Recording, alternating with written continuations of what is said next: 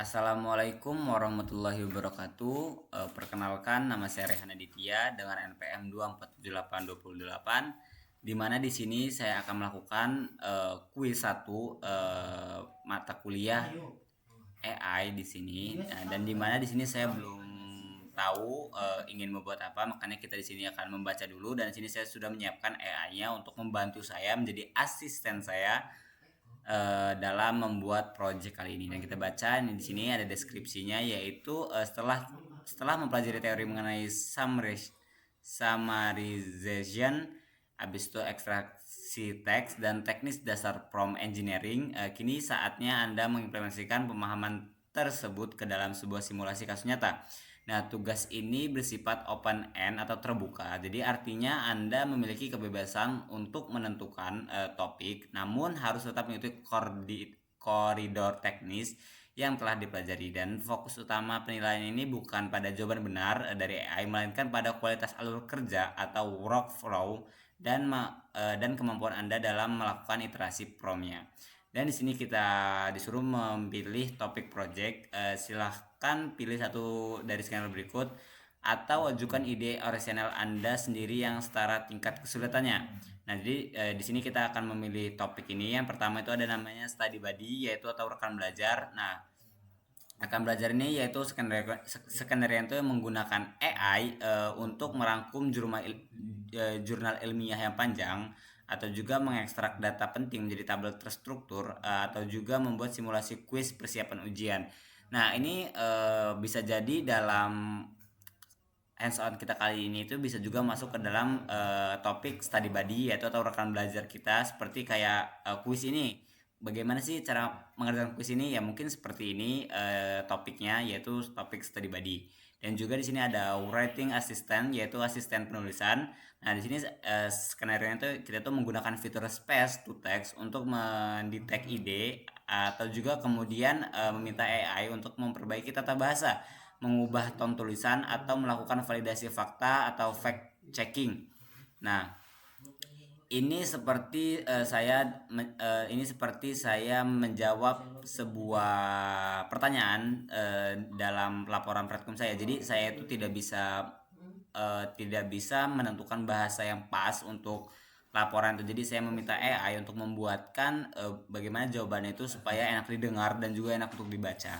Nah, habis itu di sini ada rest and planning atau perencanaan dan riset, yaitu skenario meminta AI menyusun rencana perjalanan atau itinerary atau rencana bisnis dengan batasan yang ketat dan kompleks, serta menyajikan dalam format data yang rapi. Nah, mungkin dalam topik ini saya mungkin akan mengambil yaitu study buddy atau rekan belajar saya, yaitu untuk membuat simulasi kuis persiapan ujian. Tetapi saya di sini yaitu untuk bagaimana saya menjadikan AI itu sebagai rekan belajar untuk menyelesaikan sebuah kuis ini gitu. Nah, di sini ada penjelasan hands-on-nya. Jadi mahasiswa ini wajib mengumpulkan dua hal. Yang pertama yaitu video hands-on, yaitu menunjukkan proses interaksi Anda dengan AI secara real time, dan juga perlihatkan prompt yang diketik, respon AI, dan bagaimana Anda merevisi prompt tersebut jika hasilnya kurang memuaskan. Dan juga di sini kita disuruh menunjukkan bagaimana properti atau hasil kerja dan storyboard atau alur berpikir. Dan video ini diupload dan disimpan. Dan di sini ada laporan referensi singkat atau PDF, sertakan dokumen teks berisi jawaban atas pertanyaan analisis berikut. Analisis keberhasilan pada bagaimana ya ini kita ini. Di sini workflow, yaitu masih menggabungkan beberapa fitur, bukan hanya satu pertanyaan sederhana. Iterasi prompt, yaitu video menunjukkan adanya proses perbaikan. Mahasiswa tidak langsung menerima jawaban pertama AI, tetapi melakukan refining atau mempertajam instruksi untuk hasil yang terbaik. Dan juga di sini ada analisis kritis dan validasi. Jadi di sini mahasiswa mampu mengidentifikasi kelemahan AI dalam laporannya dan menunjukkan bukti bahwa mereka melakukan pengecekan fakta atau human in the loop. Nah, jadi mungkin di sini saya akan buka AI saya. Di sini saya menggunakan Gemini karena Gemini ini tidak ada limit, jadi kita bisa nanya-nanya sepuas kita tanpa harus memberikan limit itu. Nah, di sini saya menjadikan AI itu sebagai rekan belajar untuk membuat kuis satu ini. Jadi kita pertama-tama kita akan download terlebih dahulu folder kuis ini. Nah, jadi saya ini pertama-tama akan mengupload file dia di sini. Nah, di sini, waduh, mana ini? Oh, ini kuis. Dari sini kuisnya kita open. Nah, salah. Nanti dulu. Jadi pertama itu di sini bisa, ketik dulu. Bisakah kamu menjadi rekan belajar saya untuk mengerjakan kuis AI kali ini? Nah, jadi kita tuh bisa sharing terlebih dahulu, jangan langsung cukup langsung kita tempel, langsung kita prompt, itu jangan. Nah, di sini saya menjawab, tentu saja saya siap jadi rekan belajar kamu. Kita kerjakan bareng-bareng supaya kuisnya lancar. Amin, insya Allah. Nah, jadi kalau kamu sudah siap, saya akan kasih file kuisnya untuk kamu pelajari terlebih dahulu. Nah, supaya kalau misalnya saya akan kasih file kuisnya untuk kamu pelajari terlebih dahulu. Nah, jadi kenapa kita tanya dulu supaya AI ini siap bahwasanya materi apa yang mau kita buat nanti gitu, supaya dia tidak bingung. Jadi di sini siap, saya sudah standby, silahkan kirim file kuisnya. Nah, ini kita akan upload file kuis kita di sini, kuis 1. Nah, ini file kuisnya. Ini file kuisnya. Tolong kamu pelajari terlebih dulu. Kamu pelajari terlebih dahulu. Nah, kita suruh dia belajar terlebih dahulu supaya dia paham arti dalam folder di dalam file PDF-nya itu, karena saya sedikit agak bingung dalam kuis ini. Jadi nanti saya akan mempertanyakannya kepada AI gitu, kayak maksud dari kuis ini apa gitu, tujuannya. Nah, jadi kita akan tanya. Ini jaringannya sangat ngelelak. Kita akan ganti jaringan dulu.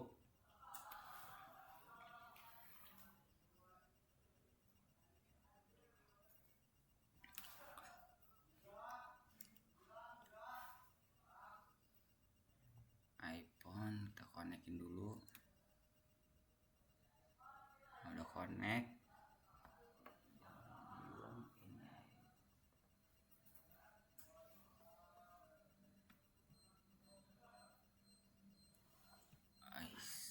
Kita ulang dulu. Kita salin dan kita upload filenya. Open. Nah, kita tunggu.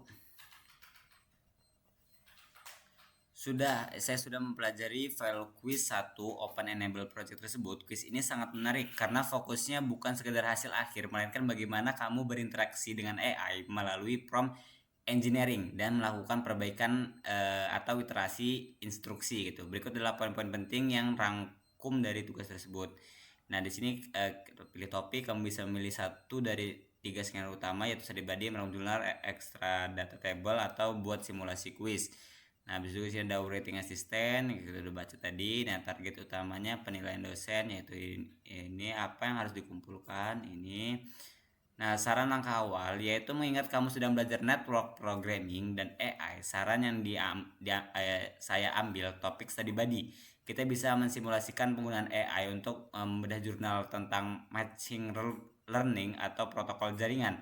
lalu mengubahnya menjadi tabel perbandingan teknis. Bagaimana menurutmu? Apakah kamu sudah punya ide topik orisinal atau mau kita perdalam salah satu skenario di atas? Saya belum menentukan topiknya, tetapi saya setuju dengan topik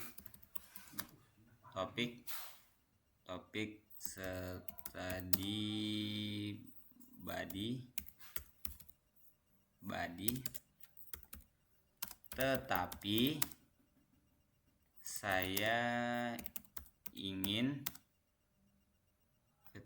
saya tidak ingin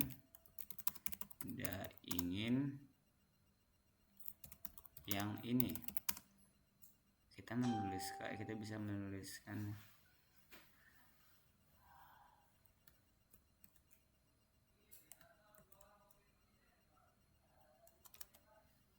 yang ini. Bisakah yang lain? Tentu saja, kata dia kan. Kita bisa mencari variasi lain untuk skenario study body agar lebih menantang dan sesuai dengan kriteria kompleksitas workflow yang diminta. Karena fokus penilaian kuis ini adalah pada iterasi prompt atau alur kerja, kita bisa mencoba alur yang lebih interaktif daripada sekedar membuat tabel. Berikut adalah beberapa ide alternatif untuk topik study body. Nah, karena saya ini belum ada topik apapun dalam kuis ini, karena saya langsung hands on. Nah, jadi karena sama juga dalam kuis itu ada namanya study body atau rekan belajar, mungkin pas ya dengan saya yang sekarang ini, karena saya menjadikan AI itu sebagai rekan belajar saya untuk menjadikan dia sebagai asisten saya untuk mengerjakan kuis gitu. Jadi saya bisa bertanya kepada dia gitu. Nah, karena pribadi dan di sini dia mengasih saran bahwasanya yang pas dengan saya untuk sekarang ini yaitu study buddy. Nah, jadi saya tidak keberatan. Karena apa? Karena saya emang dari awal saya ingin memilih yaitu study buddy. Nah, tetapi saya tidak setuju dengan kriteria dia yang tadi itu, yang kita mencari sebuah jurnal, karena bagi saya itu tidak kurang pas dengan saya. Jadi di sini dia memberikan beberapa contoh, yaitu yang pertama ada AI Scouting Tutor atau metode tanya jawab, bukan sekedar merangkum. Kamu bisa memberitahu AI untuk menjadi mentor yang tidak langsung memberikan jawaban. Nah, jadi di sini workflow-nya yaitu kamu menggugah materi yang sulit dipahami, misalnya tentang network automation, lalu meminta AI menjelaskan konsepnya. Namun, AI harus mengetes pemahamanmu di setiap akhir paragraf dengan pertanyaan kritis sebelum lanjut ke materi berikutnya. Dan iterasi prompt-nya itu kamu bisa menunjukkan proses perbaikan instruksi saat AI terlalu cepat memberikan jawaban atau saat penjelasan terlalu rumit. Dan kedua di sini ada namanya automated exam generator dan evaluator, yaitu membuat sistem simulasi ujian yang dinamis, yaitu workflow-nya itu masukkan sebuah artikel teknis, meminta AI membuat 5 soal multiple choice yang sulit. Setelah kamu menjawab, meminta AI menilai jawabanmu dan memeriksa referensi dari bagaimana dalam teks tersebut jawabannya yang diambil. Dan iterasi prompt yaitu ada jika soal yang dibuat AI terlalu mudah atau jawabannya salah, kamu bisa merevisi prompt-nya untuk menggunakan standar tingkat kesulitan tertentu, misalnya level kognitif C4 analisis. Dan di sini juga ada yang ketiga yaitu flashcard atau concept mapping, yaitu mengubah teks panjang menjadi bahasa belajar yang siap pakai. Nah, di sini workflow meminta AI mengekstrak konsep-konsep kunci dari sebuah dokumentasi IT menjadi format yang bisa langsung kamu import ke aplikasi flashcard seperti Anki, lalu minta AI membuat analogi sederhana untuk setiap konsep tersebut agar mudah diingat. Dan iterasi prompt, kamu bisa menunjukkan bagaimana kamu mengarahkan AI untuk membuat analogi yang relevan dan kehidupan sehari-hari jika pertama. Nah, mungkin dari 3 topik ini mungkin saya akan mengambil yang pertama, yaitu AI Socrates tutor atau metode tanya jawab. Jadi bukan sekedar merangkum. Jadi kita ini bisa memerintah AI untuk menjadi mentor yang tidak langsung menjawab jawabannya. Nah, jadi kita akan memakai AI Corrective Tutor. Jadi di sini dia memberikan pertanyaan, pilih opsi nomor 2. Kenapa? Karena di situ kamu lebih mudah menunjukkan adanya analisis kegagalan atau halusinasi jika AI salah kunci jawab, dan kamu punya ruang besar untuk melakukan refining prompt agar kualitas soalnya meningkat. Nah, jadi di AI juga nih dia memberikan sebuah saran bagi saya, tetapi saya tidak ingin sarannya karena saya ingin karena saya lebih suka yang contoh dia yang pertama, yaitu AI Cortic Tutor atau metode tanya jawabnya. Nah, saya ingin yang contoh satu. Saya ingin yang contoh satu. Kalau kamu setuju,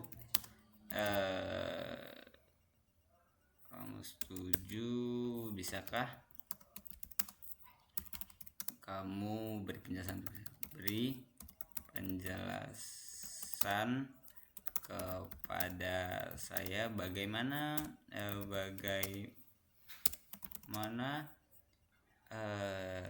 cara kerjanya.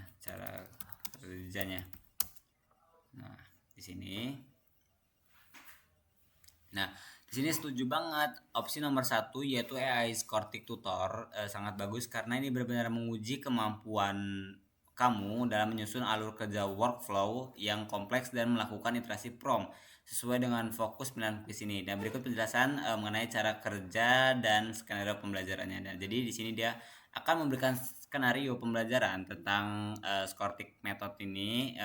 Jadi konsep utamanya yaitu dalam metode ini AI tidak langsung memberikan jawaban atau rangkuman. Jadi sebaliknya AI bertindak sebagai mentor yang membimbing kamu memahami materi melalui pertanyaan-pertanyaan pancingan.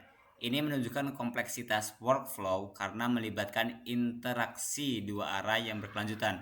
Nah, alur kerjanya ini yang bisa kamu videokan, dia juga diberi arahan, yaitu tahap inisiasi prompt awal. Jadi kamu ini mengunggah sebuah materi, misal PDF tentang protokol jaringan. Kamu memberikan inisial prompt seperti bertindaklah sebagai Cortic tutor, bantu saya memahami dokumen ini. Jangan beri rangkuman, jelaskan konsep pertama secara singkat, lalu berikan satu pertanyaan kritis untuk mengetes pemahaman saya. Jangan lanjut ke konsep berikutnya sampai saya menjawab dengan benar. Nah, di sini kedua itu tahap interaksi dev, yaitu AI menjalankan satu bagian kecil dan juga AI memberikanmu pertanyaan, kamu menjawab. Cobalah sekali menjawab dengan sedikit salah atau mancing iterasi prompt. Dan juga di sini ada 3, yaitu tahap iterasi, yaitu refining prompt. Jadi jika AI mulai memberikan jawaban yang terlalu panjang atau malah langsung merangkum semuanya, disinilah kamu melakukan refining, kamu instruksi ulang. Nah, di sini penjelasan kamu terlalu rumit, gunakan analogi yang lebih sederhana dan pastikan pertanyaan kamu bersifat open end, bukan sekedar pilihan ganda.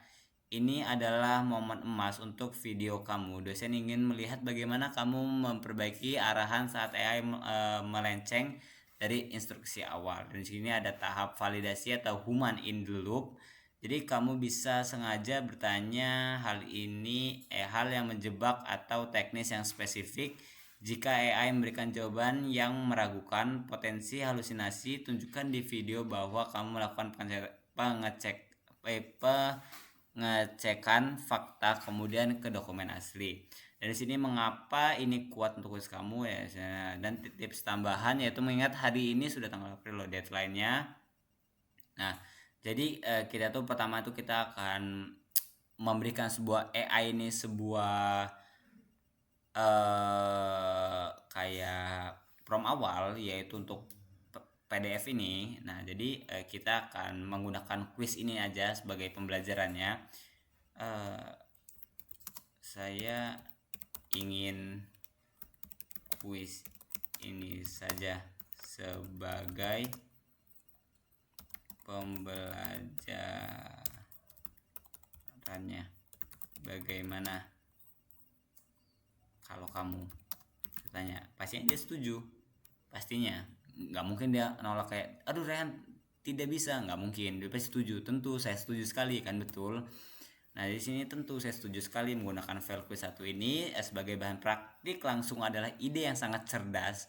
Terima kasih, kita bisa menjadikan instruksi quiz tersebut sebagai materi yang akan kita bedah menggunakan metode Scortic Tutor yang sudah kita pilih tadi. Dengan cara ini kamu bisa mendapatkan dua keuntungan sekaligus, yaitu satu, kamu memahami isi dan aturan kuisnya secara mendalam, dan juga dua, kamu langsung mempraktikkan alur kerja atau workflow yang diminta oleh dosen kamu untuk video tugas tersebut. Nah, berikut adalah daftar inisial prompt, instruksi awal yang bisa kamu gunakan untuk melalui simulasi ini dengan saya. Kamu bisa menyalin instruksi di bawah ini. Nah, sini prompt untuk simulasi. Terus kamu lakukan sekarang, selain prompt di atas, kirimkan ke saya atau mulai chat baru jika kamu ingin merekam dari awal untuk video tugasmu. Siapkan rekaman layar. Terima kasih ya sudah mengingatkan saya. Kita cek dulu. Ini saya aman dan masih berjalan di sini. Nah, di sini kita disuruh mensalin di sini dengan tulisan apa nih? Halo, saya ingin kamu menjadi sebagai Scortic Tutor untuk membantu saya memahami dokumen instruksi kuis saya.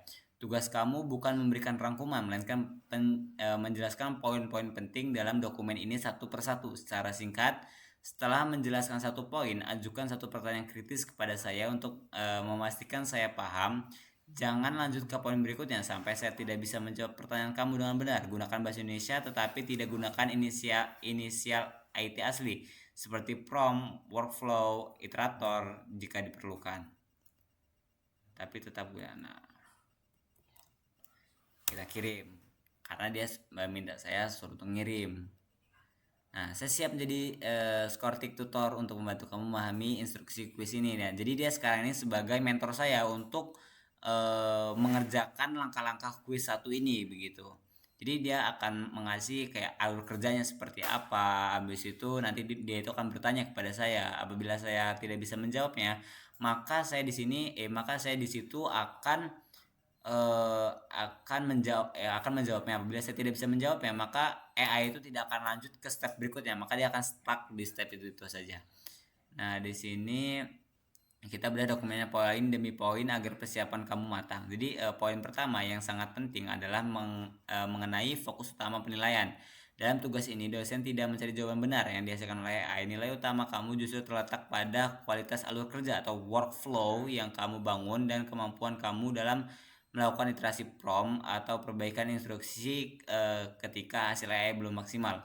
Pertanyaan kritis untuk kamu, jika AI langsung memberikan jawaban yang sangat sempurna pada percobaan pertama, apakah itu berarti kamu otomatis akan mendapatkan nilai maksimal dalam kuis ini? Mengapa demikian berdasarkan kriteria penilaian tadi? Nah, bagi saya prompt pertama, apabila dia perintahnya itu sudah matang kepada AI tersebut,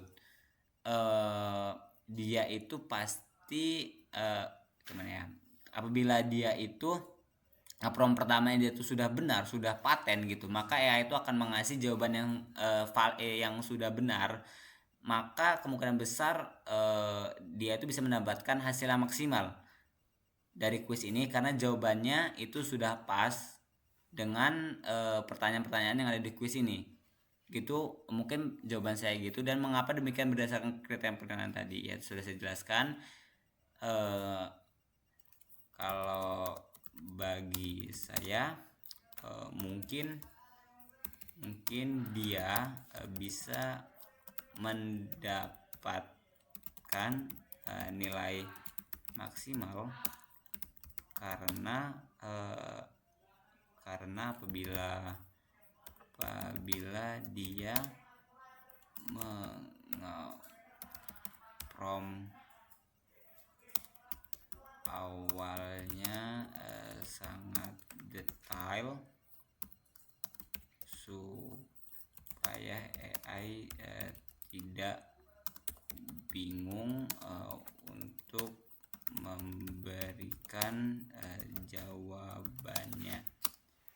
Dan apabila AI tidak bingung, maka dia dapat jawaban yang pas. Kalau dia dapat jawaban yang pas atau bagus, kemungkinan besar dia akan dapat nilai yang maksimal dalam sekali prompt. Itu jawaban saya. Itu jawaban saya. Apa kata AI ini? Kata dia jawabannya menarik. Kamu berargumen bahwa prompt awal yang sangat detail bisa langsung menghasilkan jawaban yang pas. Namun, mari kita lihat kembali kriteria penilaian yang ada di dokumentasi kuis tersebut. Berdasarkan dokumen, fokus utama penilaian justru terletak pada kualitas alur kerja, workflow, dan kemampuan kamu melakukan iterasi prompt. Di bagian kriteria penilaian disebut bahwa mahasiswa diharapkan tidak langsung menerima jawaban pertama dari AI, melainkan melakukan reasoning atau mempertajam instruksi untuk mendapatkan hasil yang terbaik. Jadi jika kamu hanya melakukan satu kali prompt dan langsung berhasil, kamu mungkin akan kesulitan menunjukkan proses iterasi dan perbaikan yang diminta sebagai bukti video hands-on. Nah, habis itu dia bertanya lagi di sini, pertanyaan kritis. Di dalam dokumen disebutkan bahwa kamu wajib mengumpulkan video hands-on. Jika kamu hanya mengirimkan satu kali prompt dan AI langsung memberikan jawaban sempurna, bagaimana dari deliverables video tersebut yang akan hilang atau tidak terlihat? Karena saya tidak tahu bahasa deliverables ini, kita tanya AI lagi. Kita ketik dulu apa itu deliverables di sini. Jadi di sini AI jawab AI gitu, biar dia bingung AI ya kayak mana. Di sini dalam konteks menjawab proyek dan profesional, deliverable adalah hasil nyata atau produk akhir yang harus diserahkan kepada klien, pemangku kepentingan atau atasan setelah sebuah tugas atau proyek lebih. Ini error ini? Nah, jadi deliverables itu adalah produk akhir atau project akhir yang udah selesai gitu, yang akan dikumpulkan kepada dosen kita gitu. Jadi di sini itu bagaimana dari project akhir gitu, video tersebut yang akan hilang atau tidak terlihat gitu jika kita hanya mengirimkan satu file. Buat bahwa kamu melakukan video hands-on, jika kamu hanya mengirimkan satu kali prompt dan AI langsung memberikan jawaban sempurna, bagaimana dari tersebut yang akan hilang atau tidak terlihat? Bagaimana ya? Mungkin dia tidak dapat nilai yang maksimal karena dalam kuis ini yang diminta bukan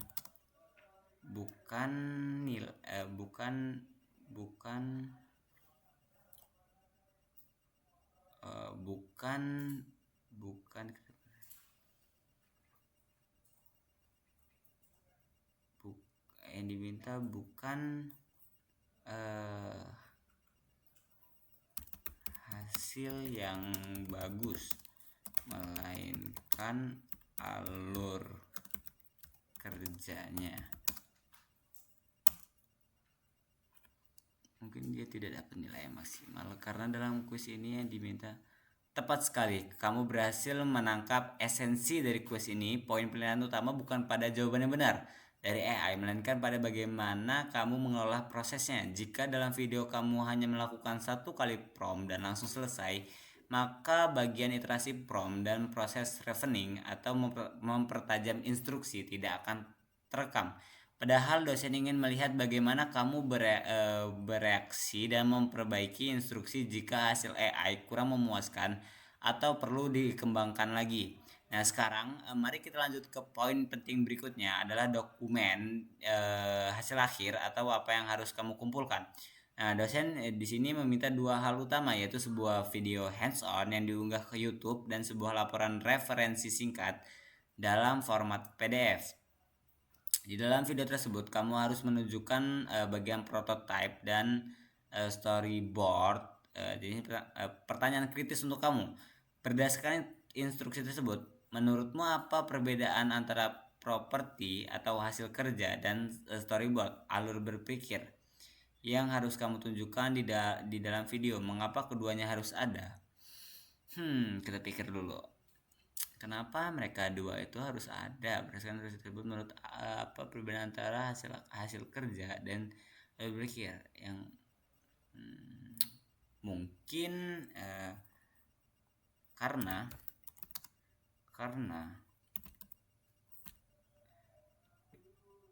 apa perbedaan antara hasil kerja dan berpikir.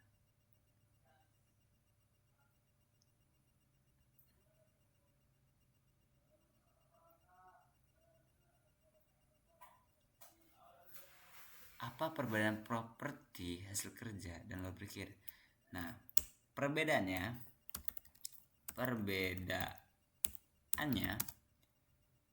kalau hasil kerja itu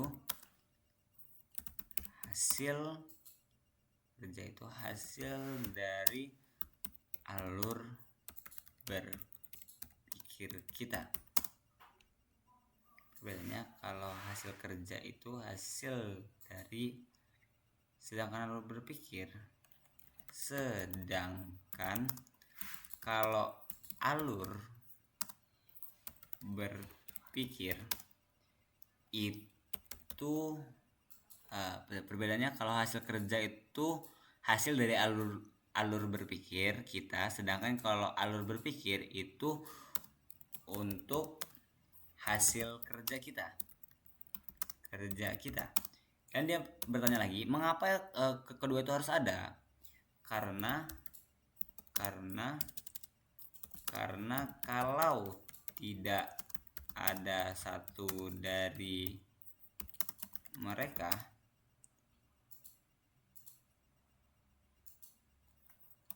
maka penilaian tugas ini tidak maksimal.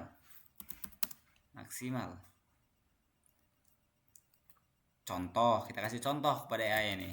Contoh,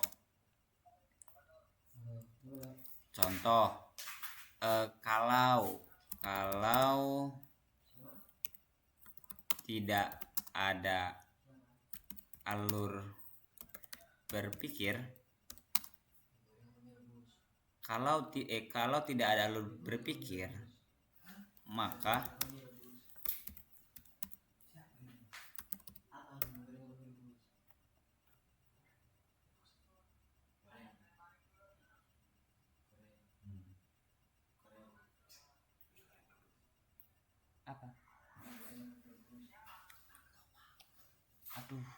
rebus. Nah, jadi sorry tadi ditanyain makan. Ya, kita lanjut lagi di sini. Jadi perbedaan kalau hasil kerja itu perbedaannya kalau hasil kerja itu hasil dari alur berpikir kita, sedangkan kalau alur berpikir itu untuk hasil kerja kita. Nah, karena kalau tidak ada satu dari mereka, maka penilaian tugas ini tidak maksimal. Contoh, kalau tidak ada alur berpikir, maka workflow yang diminta oleh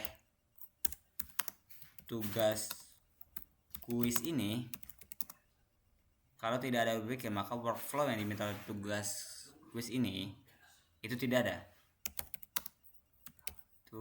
Kalau tidak ada alur berpikir, maka workflow yang diminta oleh tugas ini itu tidak terlaksanakan.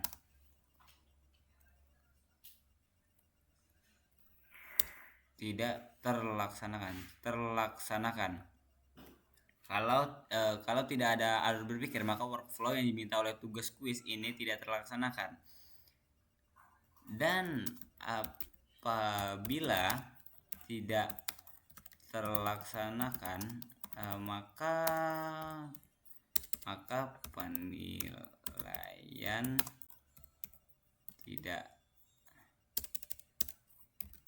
tidak maksimal.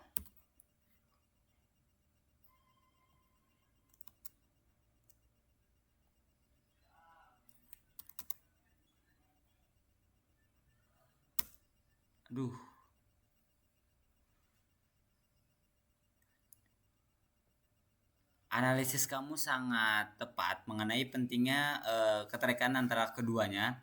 Tanpa lu berpikir, proses prompting kamu akan terlihat acak dan tidak terstruktur, sehingga kriteria kompleksitas workflow yang diminta tidak akan terpenuhi. Mari kita pertajam definisi teknisnya berdasarkan intrusi Q1, yaitu storyboard. Lalu berpikir, ini adalah rancangan atau strategi kamu sebelum dan selama berinteraksi dengan AI. Di sini kamu menunjukkan logika mengapa kamu memilih topik tersebut dan bagaimana kamu merancang urutan instruksi agar tujuan tercapai. Dan properti atau hasil kerja ini adalah output nyata yang dihasilkan oleh AI setelah melalui proses instruksi yang kamu berikan. Keduanya harus ada karena dosen ingin melihat apakah hasil kerja yang bagus itu memang direncanakan dengan matang atau hanya sekedar keberuntungan satu kali prompt. Nah, jadi keduanya ini sangat berpengaruh jadi mereka berdua ini sangat berkaitan, alur berpikir dan hasil kerja. Jadi apabila mereka tidak ada di dalam tugas kuis ini, apabila contohnya yaitu storyboard atau alur berpikir yang tidak ada, maka kemungkinan besar itu hasil kerjanya ini tidak maksimal. Karena apa? Karena kita ngepromnya cuma sekali. Jadi kita tuh tidak tahu ingin membuat apa. Jadi dia itu karena sekali prompt itu tuh tidak sesuai dengan keinginan kita gitu contohnya. Jadi kita tempel-tempel aja, jadi kita tuh tidak perlu alur berpikir, maka itu hasilnya tidak akan maksimal. Nah, apabila si storyboardnya tidak ada, apabila hasil kerjanya tidak ada atau output tidak nyata, itu juga tidak boleh. Karena apa? Karena kalau kita udah banyak berpikir habis itu hasil kerjanya tidak ada, itu sama aja bohong gitu. Nah, jadi mereka dunia harus ada, storyboardnya harus ada, dan juga prototipe-nya harus ada gitu, supaya kita akan mendapatkan hasil yang maksimal.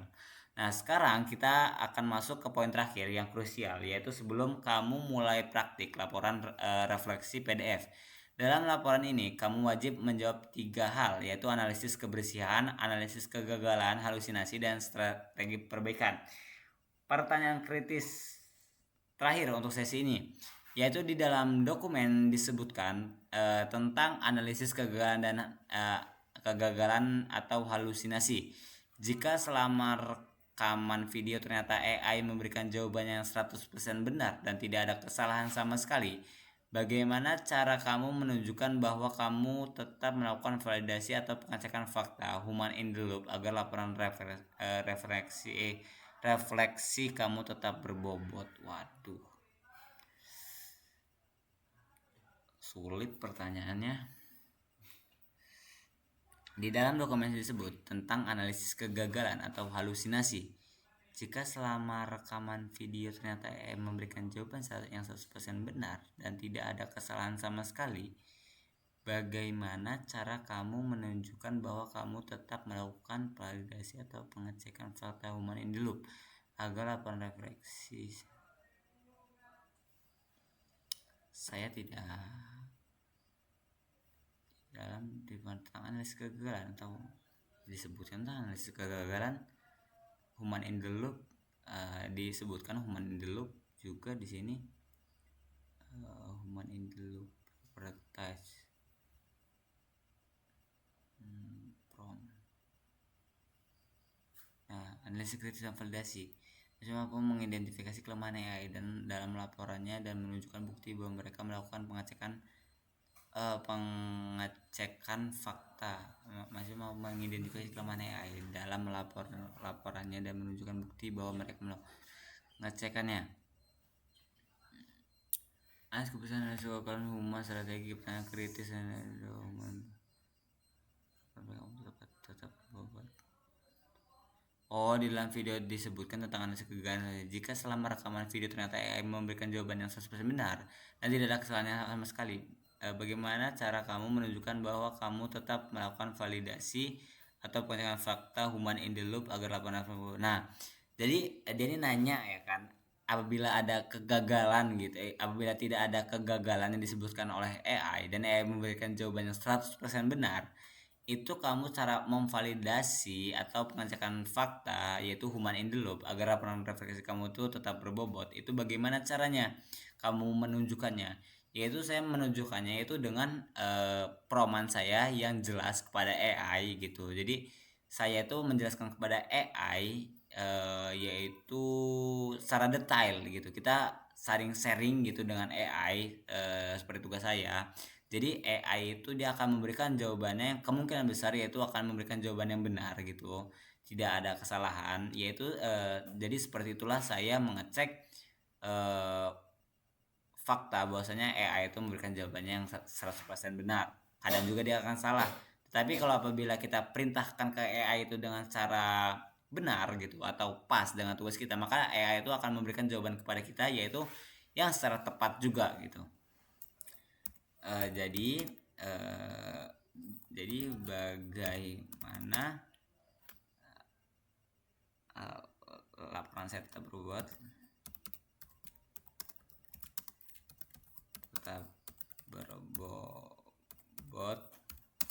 jadi bagaimana laporan saya tetap berbobot dan bagai cara memvalidasinya. Jadi bagaimana laporan saya tetap berbobot dan bagaimana cara memvalidasinya, yaitu saya akan melakukan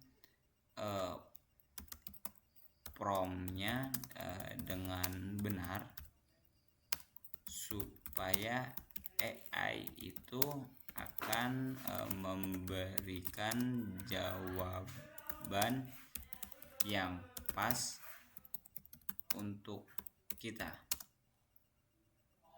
atau yang kita inginkan. Jadi laporan saya tetap berbobot dan bagaimana cara memvalidasinya, yaitu saya akan melakukan promptnya dengan benar supaya AI itu akan memberikan jawaban yang pas untuk kita atau yang kita inginkan. Jadi kemungkinan besar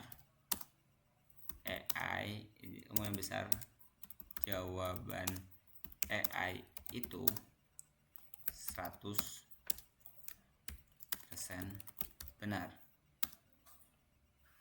Jangan 100 lah, 99%, karena manusia diciptakan yaitu untuk salah. Nah, jadi besarnya jawaban AI itu 99% benar. Nah, bagaimana cara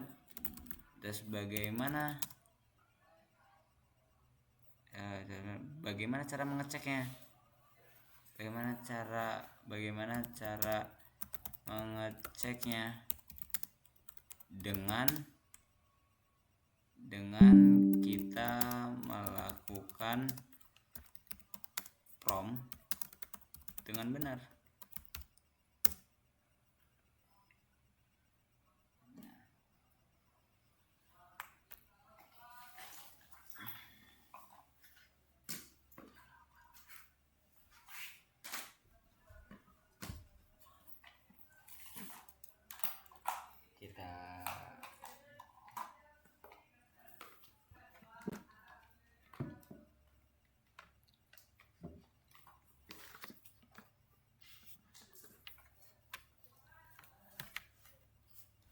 Kita cas terlebih dahulu. Nah, apa yang Pemikiran kamu sangat bagus. Membuat prompt yang persis memang bertujuan agar AI memberikan jawaban yang mendekati 100% benar. Namun dalam kriteria penyusunan kuis ini, dosen justru ingin kamu melihat kamu dalam melakukan validasi dan pengecekan fakta human loop. Jika kamu yakin bahwa AI sudah benar karena prompt kamu sudah oke, laporan kamu akan tetap berbobot. Jika kamu melakukan hal-hal berikut untuk memvalidasinya, yaitu pertama, nah jadi AI juga ini akan memberikan jawaban yang pas untuk tugas-tugas kita ini, yaitu seperti yang ada di contoh ini, yaitu ini memberikan kita saran bahwasanya dosen itu akan memberikan nilai yang sempurna kalau apa, kalau kita itu yang pertama yaitu cross check dengan dokumen sumber, yaitu cara paling ampuh untuk memvalidasi adalah dengan membagikan jawaban AI langsung dengan isi dokumen asli, yaitu PDF quiz atau jurnal yang dibahas. Di dalam video atau laporan, kamu bisa menunjukkan AI mengatakan poin A, dan setelah saya cek di halaman 1 baris kelima, dokumen AI informasi tersebut memang sesuai. Dan kedua yaitu memberikan pertanyaan jebakan atau stress testing. Untuk memastikan AI tidak sedang berhalusinasi, kamu bisa sengaja memberikan pertanyaan yang sedikit menyimpang atau salah. Jika AI cukup pintar untuk mengoreksi kamu, berarti AI tersebut memang memahami konteks. Jika AI malah setuju dengan kesalahanmu, disitulah kamu menentukan poin kegagalan atau halusinasi untuk bahan laporan refleksi kamu. Dan juga di sini ketiga yaitu meminta sumber referensi spesifik. Setelah AI memberikan jawaban, jangan langsung percaya. Tambahkan satu langkah yaitu workflow lagi, yaitu tunjukkan pada bagian mana di dokumen asli yang mendukung pertanyaan kamu tersebut. Kemampuan AI untuk menunjukkan lokasi data yang tepat adalah bukti validasi yang kuat. Nah, di sini kesimpulan untuk laporan refleksi kamu dianggap berbobot jika kamu menunjukkan bahwa kamu tidak percaya begitu saja kepada AI. Dan juga di sini dosen ingin melihat kamu adalah pilotnya dan AI hanyalah asistennya. Nah, di sini seperti yang saya lakukan kepada AI saya di sini, yaitu bahwasanya saya ini sebagai pilot dan sedangkan AI ini sebagai asisten saya untuk berdiskusi gitu. Dan di sini berdasarkan diskusi kita sejauh ini, apakah kamu sudah merasa cukup paham dengan seluruh alur kuis 1 atau ada bagian dari instruksi di file PDF tersebut yang masih membuat kamu ragu sebelum kamu memulai video? Saya sudah siap, saya sudah paham semuanya, dan juga saya sudah merekam percakapan kita dari awal tadi.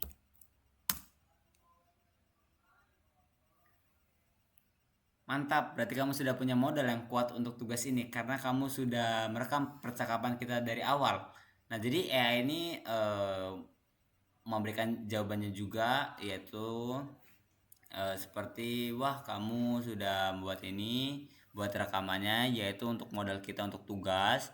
Nah, di sini kamu sebenarnya sudah berhasil menangkap proses iterasi prompt dan workflow secara real time, dan juga di sini percakapan kita tadi sudah mencakup elemen-elemen penting yang diminta oleh dosenmu, yaitu pertama ada storyboard dan workflow. Kamu menunjukkan alur berpikir dan memilih metode Scortic tutor dan menyusun strategi instruksi gitu. Dan juga di sini iterasi prompt ya. Kamu tidak sempat memberikan argumen tentang prompt sekali jadi, lalu kita berdiskusi dan kamu memperbaiki pemahaman tentang pentingnya proses reasoning. Nah, di sini juga iterasi prompt kita sudah ada, dan juga di sini ada prototype, yaitu hasil interaksi kita. Ini adalah contoh nyata bagaimana AI bisa bekerja secara rekan kerja. Nah, di sini kita diberikan arahan lagi, yaitu edit video. Pastikan bagian saat kamu mengirimkan initial prompt pada saat kita berdiskusi tentang validasi yaitu bisa terlihat jelas. Dan juga di sini upload video, jangan lupa judul 14.12.quiz1 yaitu set ke public atau unlisted, dan pastikan fitur auto caption, sertakan komentar penyala, dan susun laporan refleksi PDF. Gunakan poin-poin diskusi kita tentang cara validasi data dan percakapan fakta human in the loop untuk menjawab bagaimana kegagalan setelah diberikan. Ya, ingat batas waktu adalah 10 April. Apakah ada hal yang perlu saya untuk penyusunan laporan refleksinya. Nah, jadi sini saya akan menanya laporannya sekaligus. Di sini laporan refleksinya. Di sini laporan refleksinya yaitu analisis keberhasilan pada bagaimana AI memberikan hasil yang melampaui ekspektasi Anda. Dan juga di sini analisis kegagalan yaitu halusinasi. Apakah AI memberikan informasi yang selalu atau gagal memahami konteks bagi Anda memvalidasinya, strategi perbaikan. Nah, karena kita sudah karena kita tidak menyimpan memori yang sangat detail gitu, mungkin kita bisa tanyakan ke dia, bisakah kamu menjawab pertanyaan ini dari diskusi kita tadi.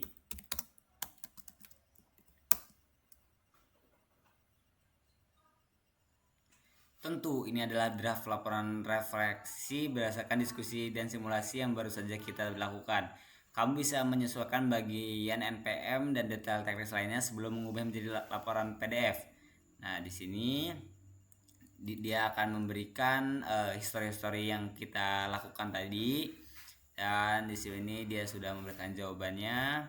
Sini ada 3, 1, 2, 3, apakah betul? Ya, sini 1, 2, 3, 4. Di sini laporkan dikumpulkan pada GIFROM laporan praktikum dengan nama quiz. Nah, kita mungkin cukup sekian dari quiz 1 saya ini, yang dimana saya di sini saya mengambil topik yaitu study buddy sebagai rekan belajar saya dalam mengerjakan quiz 1 ini. Apabila ada kurangnya saya mohon maaf. Saya akhiri. Wassalamualaikum warahmatullahi wabarakatuh.